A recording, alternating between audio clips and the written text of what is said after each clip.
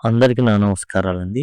ఈ వీడియోలో మనం వచ్చేసి స్టీవ్ జాబ్స్ గారు 2005లో ఇచ్చినటువంటి స్పీచ్, స్టాన్ఫోర్డ్ స్పీచ్.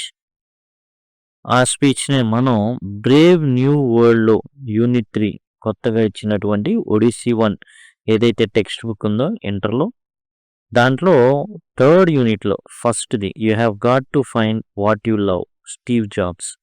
ఈ ఈ ప్రసంగం రకరకాలుగా పిలువబడిద్ది. You have got to find what you love అంటే నువ్వు నీకేదైతే ఇష్టమో దాన్ని కనుక్కో ముందు. దాంతో ఏమవుతుంది? ఎలాంటి కష్టాలొచ్చినా, బాధలొచ్చినా దాన్ని కంటిన్యూ చేయగలుగుతాం. Stay hungry, stay foolish speech అని కూడా దీనికి పేరుంది. ఎందుకు ఇన్ని పేర్లున్నాయి ఏంటనేది మనమైతే చూద్దాం. ఇది వచ్చేసి ఇప్పుడు మనం చూస్తున్నది వచ్చేసి సమ్మరీ అనమాట. నోట్స్ అనేది చూసాం యాక్చువల్‌గా. ఏ విధంగా అయితే క్వెషన్స్ అనేవి అడుగుతారు. Why did Steve Jobs drop out of college? How did it influence his future? ఇది ఓ ప్రశ్న ఇచ్చిన దాంట్లో 4 మార్కులకి 150 వర్డ్స్‌లో రాయాలి. ఆ విధంగా రూపొందించబడినటువంటి నోట్స్ అనేది మీకు అవైలబుల్‌గా ఉంది. ఇక్కడ మీరు ఈ వీడియో యొక్క డిస్క్రిప్షన్‌లో ఈజీగా మీకు ఇదైతే కనబడుతుంది. ఏదైతే టైటిల్ ఉందో దాన్ని క్లిక్ చేస్తే డిస్క్రిప్షన్ ఈ విధంగా ఓపెన్ అవుతుంది. అక్కడ అదిగోండి ఇంటర్ 9 అని ఉంటుంది. దాన్ని క్లిక్ చేయంగానే ఈ విధంగా ఓపెన్ అవుతుంది. అక్కడి నుంచి పర్చేస్ చేయవచ్చు. ఇప్పుడు మనం you have got to find what you love Steve jobs summary. ఇదేంటంటే ఎగ్జామ్స్ అప్పుడు సింపుల్‌గా పునశ్చరణ చేయడానికి మనం చెప్పుకుంటున్నటువంటి సమ్మరీస్ అన్నమాట ఇవి. స్టాన్ఫోర్డ్ స్పీచ్ 2005లో ఇచ్చారు. You have to find what you love. You have got to find what you love అనేది మెయిన్ పాఠ్యాంశం పేరు. ఇందులో ఆయన యాక్చువల్‌గా గ్రాడ్యుయేషన్ జరుగుతూ ఉంటుంది. అంటే మన భాషలో చెప్పుకోవాలంటే +3 10+2+3 అంటే డిగ్రీ అయిపోయిన తర్వాత గ్రాడ్యుయేషన్ అనేది జరుగుతుంది. పీజీ అంటే పోస్ట్ గ్రాడ్యుయేషన్. అంటే గ్రాడ్యుయేషన్ తర్వాత. ఈయనకి యాక్చువల్‌గా చదువుకునేటటువంటి స్తోమత లేదు. ఈయన్నేమో గ్రాడ్యుయేషన్‌కి పిలిచారు. పిలిస్తే ఆయన చెప్పిందేందంటే యాక్చువల్‌గా మీలాగా నేను చదువుకునేటటువంటి పరిస్థితి అయితే నాకు లేదు. ఎందుకు లేదంటే నన్ను కనిన తల్లి ఎవరైతే యాక్చువల్‌గా ఏందంటే ఔట్ ఆఫ్ వెడ్‌లాక్ ఇతన్ని కన్నది. పెళ్లి చేసుకోకుండానే తల్లయింది ఒక అమ్మాయి. ఆ అమ్మాయి ఏం చేసింది అంటే ఇతన్ని ఎవరికైనా దత్తత ఇవ్వాలి. రోడ్డు మీద వదిలిపెట్టల. ఎవరికైనా దత్తత ఇవ్వాలి. దత్తత ఎవరికి ఇవ్వాలి అంటే వాళ్ళు ఖచ్చితంగా గ్రాడ్యుయేషన్ చేసిన పేరెంట్స్ అయి ఉండాలి అని షరతు పెట్టింది.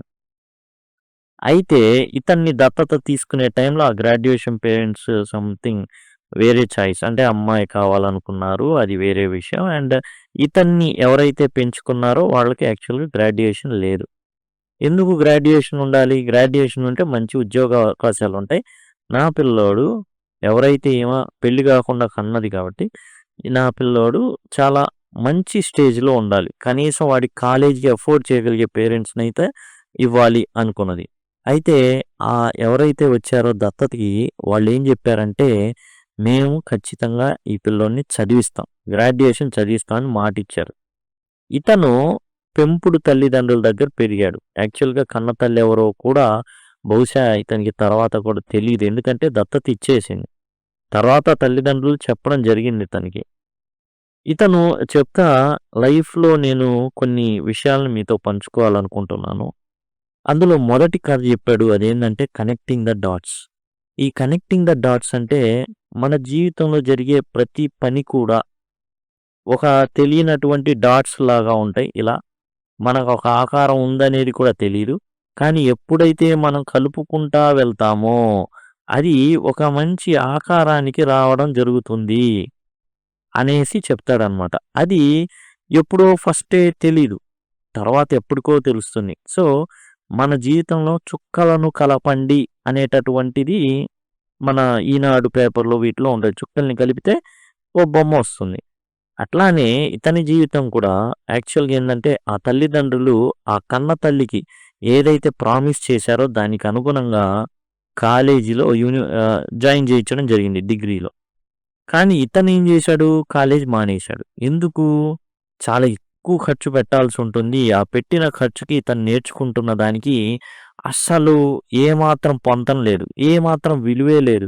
ఎందుకు అనవసరంగా డబ్బులు ఖర్చు పెట్టుకోవాలి? నా తల్లిదండ్రులు కన్న గాదు, పెంచిన తల్లిదండ్రులకి ఎందుకు నేను ఇబ్బందవ్వాలి అనుకున్నాడు. కాబట్టి తనకు నచ్చినటువంటి సబ్జెక్ట్స్ ఏమైనా ఉన్నాయంటే కాలేజీ గోడల మీద కాలిగ్రఫీ నేర్పబడును అనేది అందమైన రాతల్లో ఉంది. ఆ రాతని ఎలాగైనా నేర్చుకోవాలి అని భావించాడు. ఈ స్కిల్ అనేది మ్యాకిన్తోష్ కంప్యూటర్స్‌ని అతను ఏర్పాటు చేసినప్పుడు, కనుగొన్నప్పుడు అందులో ఫాంట్స్ ఇప్పుడు మీరు చూస్తున్నారే ఇది బోల్డ్ ఫాంట్. ఇది మామూలుగా ఫాంట్. ఇది ఒక రకమైన ఫాంట్. ఫాంట్లు మారిపోతా ఉంటాయి. ఇంకో వీడియో చేసేటప్పుడు ఇంకో రకమైన ఫాంట్ ఉంటుంది. ఏబీసీడీలే వేరుగా కనబడతాయి. కాబట్టి అతను ఏమంటున్నాడంటే నేను కాలిగ్రఫీ నేర్చుకోవడం వల్ల మ్యాక్‌లో రకరకాల ఫాంట్స్‌ని పెట్టాను. అంటే ఇప్పుడు మీరు చూస్తున్నది సార్ యూ కాంట్ కనెక్ట్ ఇది ఒక రకంగా ఉంటుంది. వేరేయి చూసినప్పుడు ఇంకో రకంగా ఉంటాయి. అయి ఫాంట్స్ అన్నమాట. కాబట్టి నేను గనక ఆ కాలిగ్రఫీ గనక నేర్చుకోకపోయి ఉంటే, ఈ రోజున మ్యాక్ కంప్యూటర్స్‌లో రకరకాల ఫాంట్స్ ఉండేవి కాదు. మమ్మల్ని కాపీ కొట్టిన మైక్రోసాఫ్ట్ విండోస్‌లో కూడా ఫాంట్స్ ఉండేవి కావు. కాబట్టి ప్రతి దానికి కూడా ఒకదానికొకటి లింక్ ఉంటుంది అనేసి చెప్పడం జరిగింది. You can't connect the dots looking forward. ముందు ముందే ఇదొచ్చేస్తుంది, ఇలా ఉంటుందని చెప్పలేం. ఓన్లీ ఎప్పుడో గడిచిన తర్వాత మాత్రమే మనం ఇది ఉపయోగపడింది అని భావిస్తాం. Trust your instincts and follow curiosity. జిజ్ఞాస కలిగి ఉండండి. నేర్చుకోవాలనే తపనతో ఉండండి. మీ ఇన్నర్ సెల్ఫ్ ఒకటుంటుంది, చెప్తా ఉంటుంది మీకు. దాన్ని ఫాలో అవ్వండి. Love and loss. జాబ్స్ యాక్చువల్‌గా యాపిల్‌ని స్థాపించాడు. యాపిల్ సంస్థని. ఏం చేస్తుంది యాపిల్ సంస్థ? మ్యాక్ కంప్యూటర్స్ తయారు చేస్తుంది. ఓఎస్ అన్నమాట. ఆపరేటింగ్ మ్యాక్ ఓఎస్ ఉంటుంది. ఆ తర్వాత యాపిల్ ఫోన్లు కానివ్వండి, యాపిల్ వాచ్‌లు కానివ్వండి, ఇవన్నీ వాళ్ళు తయారు చేసేవాళ్ళు. యాక్చువల్‌గా అయితే ఇతను ఓ చిన్న గ్యారేజ్ షెడ్ సింపుల్‌గా చెప్పుకోవాలంటే. అలాంటి షెడ్‌లో ఈ యాపిల్‌ని ఆఫీస్ పెట్టి చిన్నగా డెవలప్ చేసుకుంటూ వచ్చాడు. ఆ క్రమంలో ఇతను కొద్ది కొద్ది భాగం ఆ సంస్థలో అమ్ముకుంటా, ఆ డబ్బులతో పెట్టుబడి పెట్టుకుంటా పెద్ద స్థాయికి తీసుకొచ్చాడు. అయితే 30 ఏళ్ళు అతనికొచ్చినప్పుడు ఎవరైతే కంపెనీలో మేనేజర్స్ ఉంటారో జనరల్‌గా 51% ఎవరైతే హోల్డ్ చేస్తారో లేదా 51% ఎవరైతే ఒపీనియన్ ఉంటుందో ఆ ఒపీనియన్‌కి మిగతా వాళ్ళు వినాలి. కానీ మనోడు వినే టైప్ కాదు. అరే! యాపిల్ కనిపెట్టిందే నేనురా, నేను చెప్పింది మీరు వినాలంటాడు. కానీ సంస్థలో 51% వాటాదారులు ఎవరైతే ఉన్నారో వాళ్ళు చెప్పింది ఇతను వినలా. అరే! వీడు అవసరమా అనుకున్నారు. వాళ్ళేం చేశారంటే కంపెనీ నుంచి ఇతన్ని తరిమేశారు. ఉద్యోగం అయితే ఉండదు గానీ లాభాల్లో ఇతను కనీసం ఒక 10% ఉందనుకోండి వాటా. దానికి ఎంత లాభం వస్తే అంత వాటా అతనికి ఇవ్వడమే. అది మామూలే. కాకపోతే కంపెనీలో ఉండడానికి వీల్లేదని తేల్చేశారు. He was heart broken but still love what he did. మరి తాను ఏర్పాటు చేసిన కంపెనీల నుంచి తనని తరిమేస్తే ఆనందంగా ఉండిద్దా? బాధగా ఉండిద్ది. ఆ బాధలోనే తనకు నచ్చిన పని కాబట్టి నెక్స్ట్ అనే దాన్ని ఏర్పాటు చేసుకున్నాడు సంస్థని. తర్వాత పిక్సార్ అనే కంపెనీని కొన్నాడు. వీళ్ళు యాపిలోళ్ళు ఈ నెక్స్ట్ అనేది బాగా ఇదవుతుంది అనేసి ఏం చేశారంటే దీన్ని కొనుగోలు చేసేసారు. నెక్స్ట్, పిక్సార్ ఇయన్నీ ఏవైతే ఉన్నాయో. అప్పుడు మరలా కొంత వాటా వాళ్ళు ఇవ్వాల్సొచ్చింది. యాపిల్ సంస్థ కొంత వాటా ఇస్తే నేను అమ్మేస్తా అన్నప్పుడు ఇచ్చినప్పుడు ఇతన్ని మరలా కంపెనీలోకి ఆహ్వానించడం జరిగింది. ఇతను కూడా ఎళ్లి బతిమలాడుకున్నాడు. Sorry for that. నేను మీరు చెప్పింది కొంచెం వినుండాల్సింది అన్నట్టుగా. కాబట్టి ఫైండ్ వాట్ యూ లవ్. నీకేం ఇష్టమో అది ముందు నువ్వు తెలుసుకో. నిన్ను నువ్వు తెలుసుకో. Don't give up. ఊరక మానుకోవద్దు. Failure can lead to new beginnings and greater success. Failure is a stepping stone for success అనేసి ఉంటుంది. Failure is a step for success. అంటే ఒక స్టెప్ మెట్టు లాంటిది. కాబట్టి అక్కడే మనం ఆగిపోకూడదు. ముందుకు వెళ్ళాలి. కాబట్టి ఎప్పుడు మానుకోవద్దు. నేను స్థాపించిన కంపెనీలోనే నా ఉద్యోగం పోయిందంటే అర్థం చేసుకోండి ఎలాంటి దెబ్బో. అయితే ఇతను ఏదైతే యాపిల్ నుంచి వస్తాడో తర్వాత నెక్స్ట్ పిక్సార్‌లో పనిచేసేటప్పుడు ఎవరైతే ఇతని భాగస్వామి ఉందో ఆమె పరిచయం అవ్వడం, పెళ్ళవ్వడం జరుగుతుంది. అందుకే లవ్. లాస్ వచ్చేసి జాబ్ లాస్ అన్నమాట. డెత్. ఇక జాబ్స్‌కి ఓసారి బాగుండదు. అయితే వెళ్తే అతనికి క్యాన్సర్ ఉందనేది అది కూడా రేర్ క్యాన్సర్. ఇంక ఔట్. డాక్టర్స్ ఏం చెప్తారంటే ఏదైనా మిగతా పనులు ఏమైనా చేసుకోవాల్సి ఉంటే చేసుకోండి మీరనేసి. ఇక చావని దగ్గర ఉన్నప్పుడు అతనికి ఏం అర్థమైందంటే ఇంపార్టెన్స్ ఆఫ్ లివింగ్ మీనింగ్ఫుల్లీ. జీవిస్తే ఎలా ఉండాలి? అర్థవంతంగా ఉండాలి. Death clears the old to make way for new. పాతవి గతిస్తాయి, కొత్తవి వస్తాయి చావు వల్ల. జీవితం చాలా చిన్నది, వేస్ట్ చేయకూడదు. Follow your heart and intuition. మన లోపల ఒకటి చెప్తా ఉంటుంది ఇది చేయొచ్చి అని. కాబట్టి దాన్ని ఫాలో అవ్వడమే. Don't live someone else's life. వేరే వాళ్ళు చెప్పిందో వేరే వాళ్ళ అడుగుజాడల్లోనో నడవాల్సిన అవసరం అయితే లేదంటాడు.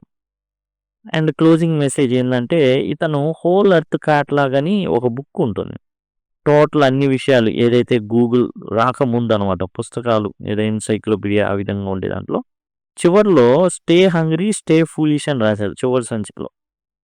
ఏందంటే స్టే హంగ్రీ అంటే ఆకలి దప్పులతో ఉండాల, జిజ్ఞాస కలిగి ఉండాల, నేర్చుకోవడానికి ఇంట్రెస్ట్ చూపించాల. ఆల్వేస్ స్టే క్యూరియస్, జిజ్ఞాస కలిగి ప్యాషనేట్గా అండ్ చాలా ధైర్యంగా ఉండాలి. Keep learning and taking risk. నేర్చుకుంటానే ఉండాలి, కావాల్సి వస్తే రిస్క్ కూడా తీసుకోవాలి. ఆ విధంగా 3 కథలు మనకైతే స్టీవ్ జాబ్స్ చెప్పడం జరిగింది. Connecting the dots. మీరు నేర్చుకునే ప్రతిదీ కూడా జీవితంలో ఎక్కడో చోట ఉపయోగపడుతుంది. మనం అలా వెనక్కి తిరిగి చూస్తున్నప్పుడు మాత్రమే అది అర్థమవుతుందని చెప్పడం. Love and loss. జీవితం అప్పుడప్పుడు నష్టాలు తీసుకొస్తుంది. నెత్తి మీద ఇటుకరాయి పెట్టి ఫైట్ అని కొట్టిద్ది. మనం గర్వం మొత్తం ఎగిరిపోతాయి అన్నమాట.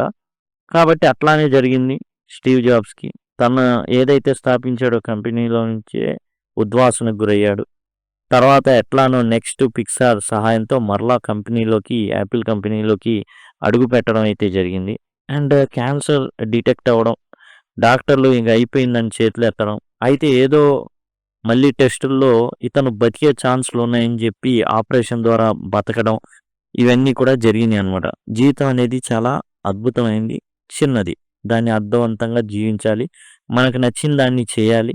ఎవరో ప్రణాళికల్లో మనం భాగం అవ్వకూడదు, మన ప్రణాళికలు మనకు ఉండాలనేసి స్టీవ్ జాబ్స్ చెప్పడం జరిగింది ఈ Stanford 2005 speech. Stay hungry, stay foolish. Thank you, thanks a lot.